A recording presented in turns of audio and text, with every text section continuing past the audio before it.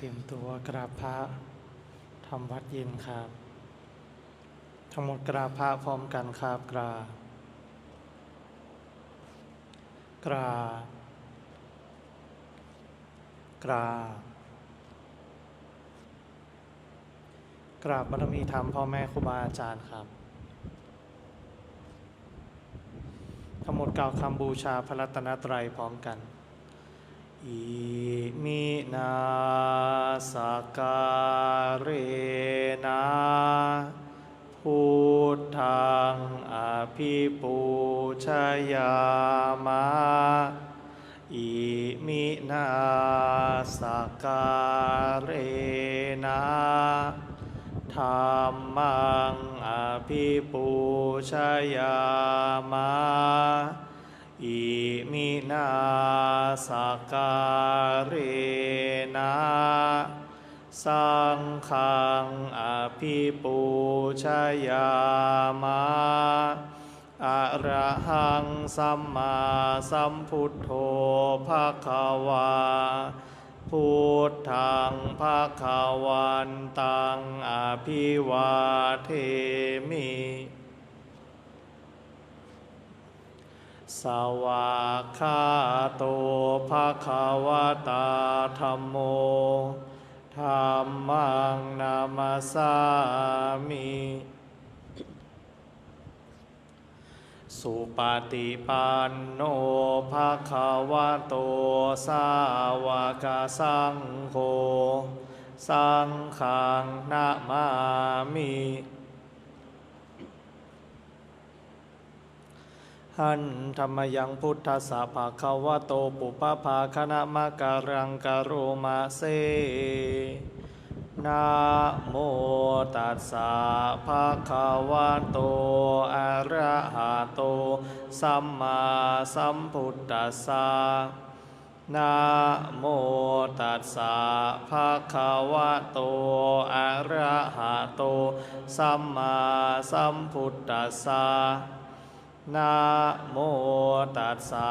ภะคะวะโตอะระหะโตสัมมาสัมพุทธัสสะพุทธังสรณังคัจฉามิธัมมังสรณังคัจฉามิสังฆังสรณังคัจฉามิทุติยมปิพุทธังสารนังคัจฉามิทุติยมปิธัมมังสารนังคัจฉามิทุติยมปิสังฆังสารนังคัจฉามิตาติยมปิพุทธังสารนังคัจฉามิตาติยมปิธัมมังสารนังคัจฉามิตาติยมปิสังฆังสารนังคัจฉามิเปิดหนังสือไปที่หน้า74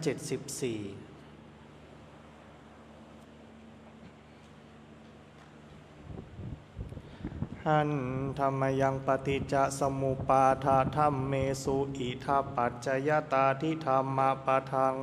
ปนามาเสดูก่อนภิกษุทั้งหลายก็ปฏิจจสมุปบาทเป็นอย่างไรเล่าดูก่อนภิกษุทั้งหลายเพราะชาติเป็นปัจจัยชรามรณะย่อมมีดูก่อนภิกษุทั้งหลายเพราะเหตุที่พระตถาคตทั้งหลาย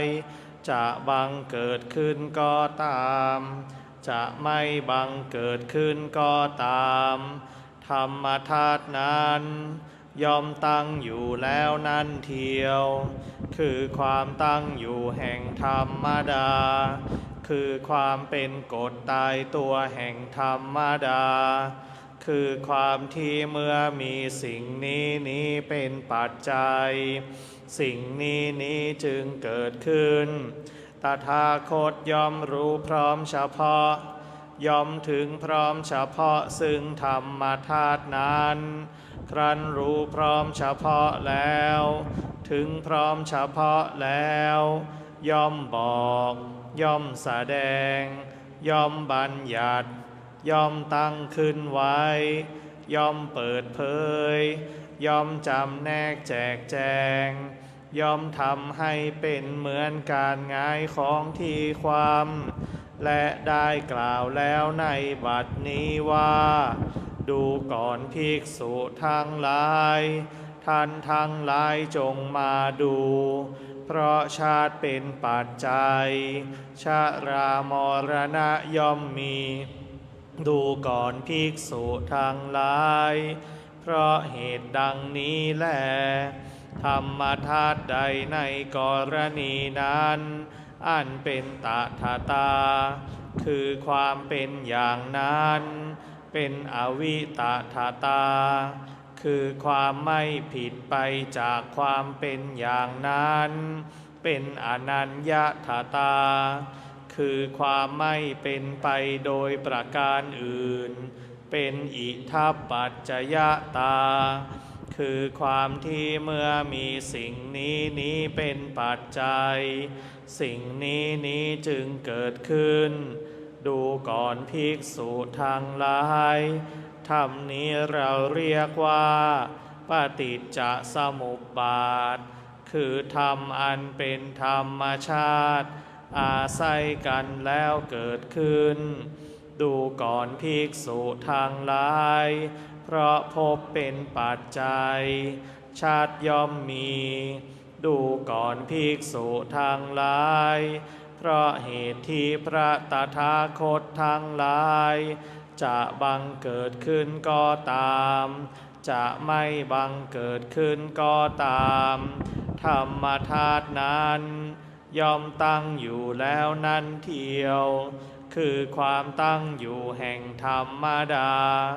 คือความเป็นกฎตายตัวแห่งธรรมดาคือความที่เมื่อมีสิ่งนี้เป็นปัจจัยสิ่งนี้จึงเกิดขึ้นตถาคตย่อมรู้พร้อมเฉพาะย่อมถึงพร้อมเฉพาะซึ่งธรรมธาตุนั้นครั้นรู้พร้อมเฉพาะแล้วถึงพร้อมเฉพาะแล้วย่อมบอกย่อมแสดงย่อมบัญญัติย่อมตั้งขึ้นไว้ย่อมเปิดเผยย่อมจำแนกแจกแจงย่อมทำให้เป็นเหมือนการหงายของที่ความและได้กล่าวแล้วในบัดนี้ว่าดูก่อนภิกษุทั้งหลายท่านทั้งหลายจงมาดูเพราะภพเป็นปัจจัยชาติย่อมมีดูก่อนภิกษุทั้งหลายเพราะเหตุดังนี้แลธรรมธาตุใดในกรณีนั้นอันเป็นตถาตาคือความเป็นอย่างนั้นเป็นอวิตถาตาคือความไม่ผิดไปจากความเป็นอย่างนั้นเป็นอนัญญถาตาคือความไม่เป็นไปโดยประการอื่นเป็นอิทัปปัจจยตาคือความที่เมื่อมีสิ่งนี้เป็นปัจจัยสิ่งนี้จึงเกิดขึ้นดูก่อนภิกษุทั้งหลายธรรมนี้เราเรียกว่าปฏิจจสมุปบาทคือธรรมอันเป็นธรรมชาติอาศัยกันแล้วเกิดขึ้นดูก่อนภิกษุทั้งหลายเพราะอุปาทานเป็นปัจจัยภพย่อมมีดูก่อนภิกษุทั้งหลายเพราะเหตุที่พระตถาคตทั้งหลายจะบังเกิดขึ้นก็ตามจะไม่บังเกิดขึ้นก็ตามธรรมธาตุนั้นย่อมตั้งอยู่แล้วนั่นเทียวคือความตั้งอยู่แห่งธรรมดาคือความเป็นกฎตายตัวแห่งธรรมดา คือความที่เมื่อมีสิ่งนี้เป็นปัจจัยสิ่งนี้จึงเกิดขึ้นตถาคตย่อมรู้พร้อมเฉพาะย่อมถึงพร้อมเฉพาะซึ่งธรรมธาตุนั้นครั้นรู้พร้อมเฉพาะแล้วถึงพร้อมเฉพาะแล้วย่อมบอกย่อมแสดงย่อมบัญญัติย่อมตั้งขึ้นไว้ย่อมเปิดเผยย่อมจำแนกแจกแจงย่อมทำให้เป็นเหมือนการหงายของที่ความและได้กล่าวแล้วในบัดนี้ว่าดูก่อนภิกษุทั้งหลายท่านทั้งหลายจงมาดูเพราะอุปาทานเป็นปัจจัยภพย่อมมีดูก่อนภิกษุทั้งหลายเพราะเหตุดังนี้แลธรรมธาตุใดในกรณีนั้นอันเป็นตถาคือความเป็นอย่างนั้นเป็นอวิตถาคือความไม่ผิดไปจากความเป็นอย่างนั้นเป็นอนัญญตาคือความไม่เป็นไปโดยประการอื่นเป็นอิทัปปัจจยตาคือความที่เมื่อมีสิ่งนี้เป็นปัจจัยสิ่งนี้จึงเกิดขึ้นดูก่อนภิกษุทั้งหลายธรรมนี้เราเรียกว่าปฏิจจสมุปบาทคือธรรมอันเป็นธรรมชาติอาศัยกันแล้วเกิดขึ้นดูก่อนภิกษุทั้งหลายเพราะตัณหาเป็นปัจจัยอุปาทานย่อมมีดูก่อนภิกษุทั้งหลายเพราะเหตุที่พระตถาคตทั้งหลายจะบังเกิดขึ้นก็ตามจะไม่บังเกิดขึ้นก็ตามธรรมธาตุนั้นย่อมตั้งอยู่แล้วนั่นเทียวคือความตั้งอยู่แห่งธรรมดาคือความเป็นกฎตายตัวแห่งธรรมดาคือความที่เมื่อมีสิ่งนี้เป็นปัจจัยสิ่งนี้จึงเกิดขึ้นตถาคตย่อมรู้พร้อมเฉพาะย่อมถึงพร้อมเฉพาะซึ่งธรรมธาตุนั้นครั้นรู้พร้อมเฉพาะแล้วถึงพร้อมเฉพาะแล้วย่อมบอกย่อมแสดงย่อมบัญญัติย่อมตั้งขึ้นไว้ย่อมเปิดเผยย่อมจำแนกแจกแจงย่อมทำให้เป็นเหมือนการหงายของที่ความและได้กล่าวแล้วในบัดนี้ว่าดูก่อนภิกษุทั้งหลายท่านทั้งหลายจงมาดูเพราะตัณหาเป็นปัจจัยอุปาทานย่อมมีดูก่อนภิกษุทั้งหลายเพราะเหตุดังนี้แลธรรมธาตุใดในกรณีนั้นอันเป็นตถาคือความเป็นอย่างนั้นเป็นอวิตถาคือความไม่ผิดไปจากความเป็นอย่างนั้นเป็นอนัญญตาคือความที่โดยประการอื่นเป็นอิทัปปัจจยตาคือความที่เมื่อมีสิ่งนี้เป็นปัจจัยสิ่งนี้จึงเกิดขึ้นดูก่อนภิกษุทั้งหลายธรรมนี้เราเรียกว่าปฏิจจสมุปบาทคือธรรมอันเป็นธรรมชาติอาศัยกันแล้วเกิดขึ้นดูก่อนภิกษุทั้งหลายเพราะเวทนาเป็นปัจจัยตัณหาย่อมมีดูก่อนภิกษุทั้งหลายเพราะทั้งหลายจะบังเกิดขึ้นก็ตามจะไม่บังเกิดขึ้นก็ตามธรรมธาตุนั้น ย่อมตั้งอยู่แล้วนั่นเทียวคือความตั้งอยู่แห่งธรรมดาคือความเป็นกฎตายตัวแห่งธรรมดาคือความที่เมื่อมีสิ่งนี้เป็นปัจจัยสิ่งนี้จึงเกิดขึ้นตถาคตย่อมรู้พร้อมเฉพาะย่อมถึงพร้อมเฉพาะซึ่งธรรมธาตุนั้นครั้นรู้พร้อมเฉพาะแล้วถึงพร้อมเฉพาะแล้วย่อมบอกย่อมแสดงย่อมบัญญัติย่อมตั้งขึ้นไว้ย่อมเปิดเผยย่อมจำแนกแจกแจงย่อมทำให้เป็นเหมือนการหงายของที่ความและได้กล่าวแล้วในบัดนี้ว่าดูก่อนภิกษุทั้งหลาย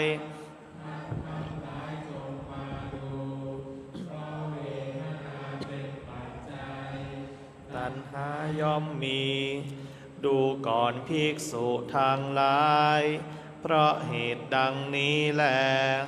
ธรรมธาตุใดในกรณีนั้นอันเป็นตถาคือความเป็นอย่างนั้น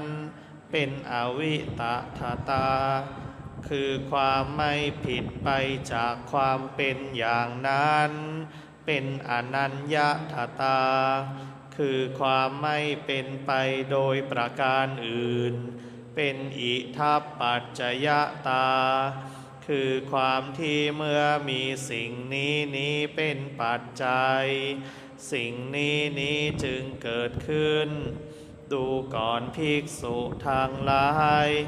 ธรรมนี้เราเรียกว่าอันเป็นธรรมชาติอาศัยกันแล้วเกิดขึ้นดูก่อนภิกษุทั้งหลายเพราะผัสสะเป็นปัจจัยเวทนาย่อมมีดูก่อนภิกษุทั้งหลายเพราะเหตุที่พระตถาคตทั้งหลายจะบังเกิดขึ้นก็ตามจะไม่บังเกิดขึ้นก็ตามธรรมธาตุนั้นย่อมตั้งอยู่แล้วนั่นเทียวคือความตั้งอยู่แห่งธรรมดาคือความเป็นกฎตายตัวแห่งธรรมดาคือความที่เมื่อมีสิ่งนี้เป็นปัจจัย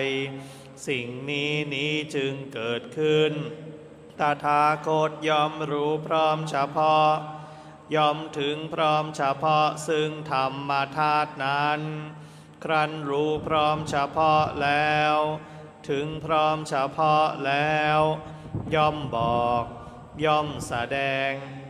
ย่อมบัญญัติย่อมตั้งขึ้นไว้ย่อมเปิดเผยย่อมจำแนกแจกแจงย่อมทำให้เป็นเหมือนการหงายของที่ความและได้กล่าวแล้วในบัดนี้ว่าดูก่อนภิกษุทั้งหลายท่านทั้งหลายจงมาดูเพราะผัสสะเป็นปัจจัยเวทนาย่อมมีดูก่อนภิกษุทั้งหลายเพราะเหตุดังนี้แลธรรมธาตุใดในกรณีนั้นอันเป็นตถาคือความเป็นอย่างนั้นเป็นอวิตถาคือความไม่ผิดไปจากความเป็นอย่างนั้นเป็นอนัญญตาคือความไม่เป็นไปโดยประการอื่นเป็นอิทัปปัจจยตาคือความที่เมื่อมีสิ่งนี้เป็นปัจจัยสิ่งนี้จึงเกิดขึ้นดูก่อนภิกษุทั้งหลายธรรมนี้เราเรียกว่าปฏิจจสมุปบาทคือธรรมอันเป็นธรรมชาติอาศัยกันแล้วเกิดขึ้นดูก่อนภิกษุทั้งหลายเพราะสลายตนะเป็นปัจจัยผัสสะย่อมมี ดูก่อนภิกษุทั้งหลายเพราะเหตุที่พระตถาคตทั้งหลายจะบังเกิดขึ้นก็ตามจะไม่บังเกิดขึ้นก็ตามธรรมธาตุนั้นย่อมตั้งอยู่แล้วนั่นเทียวคือความตั้งอยู่แห่งธรรมดาคือความเป็นกฎตายตัวแห่งธรรมดาคือความที่เมื่อมีสิ่งนี้เป็นปัจจัยสิ่งนี้จึงเกิดขึ้นตถาคตย่อมรู้พร้อมเฉพาะย่อมถึงพร้อมเฉพาะซึ่งธรรมธาตุนั้นครั้นรู้พร้อมเฉพาะแล้วถึงพร้อมเฉพาะแล้วย่อมบอกย่อมแสดงย่อมบัญญัติย่อมตั้งขึ้นไว้ย่อมเปิดเผยย่อมจำแนกแจกแจงย่อมทำให้เป็นเหมือนการหงายของที่ความและได้กล่าวแล้วในบัดนี้ว่าดูก่อนภิกษุทั้งหลายท่านทั้งหลายจงมาดูเพราะสลายตนะเป็นปัจจัยผัสสะย่อมมีดูก่อนภิกษุทั้งหลายเพราะเหตุดังนี้แลธรรมธาตุใดในกรณีนั้นอันเป็นตถาคือความเป็นอย่างนั้นเป็นอวิตถาคือความไม่ผิดไปจากความเป็นอย่างนั้นเป็นอนัญญตาคือความไม่เป็นไปโดยประการอื่นเป็นอิทัปปัจจยตาคือความที่เมื่อมีสิ่งนี้เป็นปัจจัยสิ่งนี้จึงเกิดขึ้นดูก่อนภิกษุทั้งหลายธรรมนี้เราเรียกว่าปฏิจจสมุปบาทคือธรรมอันเป็นธรรมชาติอาศัยกันแล้วเกิดขึ้นดูก่อนภิกษุทั้งหลายเพราะนามรูปเป็นปัจจัยสลายตนะย่อมมีดูก่อนภิกษุทั้งหลายเพราะเหตุที่พระตถาคตทั้งหลายจะบังเกิดขึ้นก็ตามจะไม่บังเกิดขึ้นก็ตามธรรมธาตุนั้นย่อมตั้งอยู่แล้วนั่นเทียวคือความตั้งอยู่แห่งธรรมดาคือความเป็นกฎตายตัวแห่งธรรมดาคือความที่เมื่อมีสิ่งนี้เป็นปัจจัยสิ่งนี้จึงเกิดขึ้นตถาคตย่อมรู้พร้อมเฉพาะย่อมถึงพร้อมเฉพาะซึ่งธรรมธาตุนั้นครั้นรู้พร้อมเฉพาะแล้วถึงพร้อมเฉพาะแล้วย่อมบอกย่อมแสดงย่อมบัญญัติย่อมตั้งขึ้นไว้ย่อมเปิดเผยย่อมจำแนกแจกแจงย่อมทำให้เป็นเหมือนการหงายของที่ความและได้กล่าวแล้วในบัดนี้ว่าดูก่อนภิกษุทั้งหลายท่านทั้งหลายจงมาดูเพราะนามรูปเป็นปัจจัยสลายตนะย่อมมีดูก่อนภิกษุทั้งหลายเพราะเหตุดังนี้แลธรรมธาตุใดในกรณีนั้นอันเป็นตถาคือความเป็นอย่างนั้นเป็นอวิตถาคือความไม่ผิดไปจากความเป็นอย่างนั้นเป็นอนัญญตาคือความไม่เป็นไปโดยประการอื่นเป็นอิทัปปัจจยตาคือความที่เมื่อมีสิ่งนี้เป็นปัจจัยสิ่งนี้จึงเกิดขึ้นดูก่อนภิกษุทั้งหลายธรรมนี้เราเรียกว่า ปฏิจจสมุปบาทคือธรรมอันเป็นธรรมชาติอาศัยกันแล้วเกิดขึ้นดูก่อนภิกษุทั้งหลายเพราะวิญญาณเป็นปัจจัยนามรูปย่อมมีดูก่อนภิกษุทั้งหลายเพราะเหตุที่พระตถาคตทั้งหลายจะบังเกิดขึ้นก็ตามจะไม่บังเกิดขึ้นก็ตามธรรมธาตุนั้นย่อมตั้งอยู่แล้วนั่นเทียวคือความตั้งอยู่แห่งธรรมดาคือความเป็นกฎตายตัวแห่งธรรมดาคือความที่เมื่อมีสิ่งนี้เป็นปัจจัยสิ่งนี้จึงเกิดขึ้นย่อมรู้พร้อมเฉพาะย่อมถึงพร้อมเฉพาะซึ่งธรรมธาตุนั้นครั้นรู้พร้อมเฉพาะแล้วถึงพร้อมเฉพาะแล้วย่อมบอกย่อมแสดงย่อมบัญญัติย่อมตั้งขึ้นไว้ย่อมเปิดเผยย่อมจำแนกแจกแจงย่อมทำให้เป็นเหมือนการหงายของที่ความและได้กล่าวแล้วในบัดนี้ว่าดูก่อนภิกษุทั้งหลายท่านทั้งหลายจงมาดูเพราะวิญญาณเป็นปัจจัยนามรูปย่อมมีดูก่อนภิกษุทั้งหลายเพราะเหตุดังนี้แลธรรมธาตุใดในกรณีนั้นอันเป็นตถาตาคือความเป็นอย่างนั้นเป็นอวิตถาตา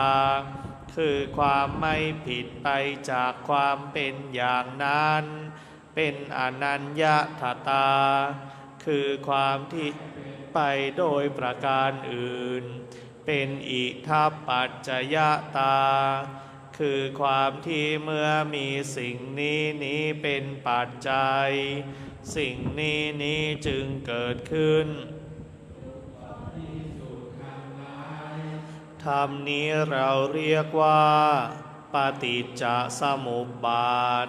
คือธรรมอันเป็นธรรมชาติอาศัยกันแล้วเกิดขึ้นดูก่อนภิกษุทั้งหลายเพราะสังขารเป็นปัจจัย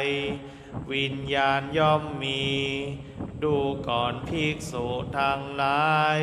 เพราะเหตุที่พระตถาคตทั้งหลายจะบังเกิดขึ้นก็ตามจะไม่บังเกิดขึ้นก็ตามธรรมธาตุนั้นย่อมตั้งอยู่แล้วนั่นเทียวคือความตั้งอยู่แห่งธรรมดาคือความเป็นกฎตายตัวแห่งธรรมดาคือความที่เมื่อมีสิ่งนี้เป็นปัจจัยสิ่งนี้จึงเกิดขึ้นตถาคตย่อมรู้พร้อมเฉพาะย่อมถึงพร้อมเฉพาะซึ่งธรรมธาตุนั้นครั้นรู้พร้อมเฉพาะแล้วถึงพร้อมเฉพาะแล้วย่อมบอกย่อมแสดงย่อมบัญญัติย่อมตั้งขึ้นไว้ย่อมเปิดเผยย่อมจำแนกแจกแจงย่อมทำให้เป็นเหมือนกันหงายของที่ความและได้กล่าวแล้วในบัดนี้ว่าดูก่อนภิกษุทั้งหลายท่านทั้งหลายจงมาดู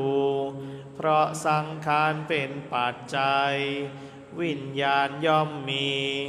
ดูก่อนภิกษุทั้งหลายเพราะเหตุธรรมธาตุใดในกรณีนั้นอันเป็นตถาตาคือความเป็นอย่างนั้นเป็นอวิตถาตาคือความไม่ผิดไปจากความเป็นอย่างนั้นเป็นอนัญญถาตาคือความไม่เป็นไปโดยประการอื่นเป็นอิทัปปัจจยตา คือความที่เมื่อมีสิ่งนี้เป็นปัจจัยสิ่งนี้จึงเกิดขึ้นดูก่อนภิกษุทั้งหลายธรรมนี้เราเรียกว่าปฏิจจสมุปบาทคือธรรมอันเป็นธรรมชาติอาศัยกันแล้วเกิดขึ้นดูก่อนภิกษุทั้งหลายเพราะอวิชชาเป็นปัจจัยสังขารทั้งหลายย่อมมีดูก่อนภิกษุทั้งหลายเพราะเหตุที่พระตถาคตทั้งหลายจะบังเกิดขึ้นก็ตามจะไม่บังเกิดขึ้นก็ตามธรรมธาตุนั้นย่อมตั้งอยู่แล้วนั่นเทียวคือความตั้งอยู่แห่งธรรมดาคือความเป็นกฎตายตัวแห่งธรรมดาคือความที่เมื่อมีสิ่งนี้เป็นปัจจัยสิ่งนี้จึงเกิดขึ้นย่อมรู้พร้อมเฉพาะย่อมถึงพร้อมเฉพาะซึ่งธรรมธาตุนั้นครั้นรู้พร้อมเฉพาะแล้วถึงพร้อมเฉพาะแล้วย่อมแสดงย่อมบัญญัติย่อมตั้งขึ้นไว้ย่อมเปิดเผยย่อมจำแนกแจกแจงย่อมทำให้เป็นเหมือนการหงายของที่ความและได้กล่าวแล้วในบัดนี้ว่าดูก่อนภิกษุทั้งหลายท่านทั้งหลายจงมาดูเพราะอวิชชาเป็นปัจจัยสังขารทั้งหลายย่อมมีดูก่อนภิกษุทั้งหลายธรรมธาตุใดในกรณีนั้นอันเป็นตถาคือความเป็นอย่างนั้นเป็นอวิตถาคือความไม่ผิดไปจากความเป็นอย่างนั้นเป็นอนัญญตาคือความไม่เป็นไปโดยประการอื่นเป็นอิทัปปัจจยตาคือความที่เมื่อมีสิ่งนี้เป็นปัจจัยสิ่งนี้จึงเกิดขึ้นดูก่อนภิกษุทั้งหลายธรรมนี้เราเรียกว่าปฏิจจสมุปบาทคือธรรมอันเป็นธรรมชาติอาศัยกันแล้วเกิดขึ้นดังนี้แลสำหรับการสวดมนต์สาธยายธรรมในช่วงเย็นไว้แต่เพียงเท่านี้ลำดับต่อไปเราจะได้นั่งสมาธิภาวนาให้เราอธิษฐานรับพระกรรมฐานพร้อมกันครับข้าพเจ้าขอตั้งจิตอธิษฐานด้วยสัจจะวาจาว่าข้าพเจ้าจะเป็นผู้มีสติมีสัมปชัญญะโดยกระทำไว้ในใจว่าข้าพเจ้าจะทำความรู้สึกตัวในขณะหายใจเข้ายาวในขณะหายใจออกยาวในขณะหายใจเข้าสั้นในขณะหายใจออกสั้นตลอดการนั่งสมาธิภาวนาอิมังกัมมัฏฐานังอทิฏฐามิอิมังภาวนานังอทิฏฐามิ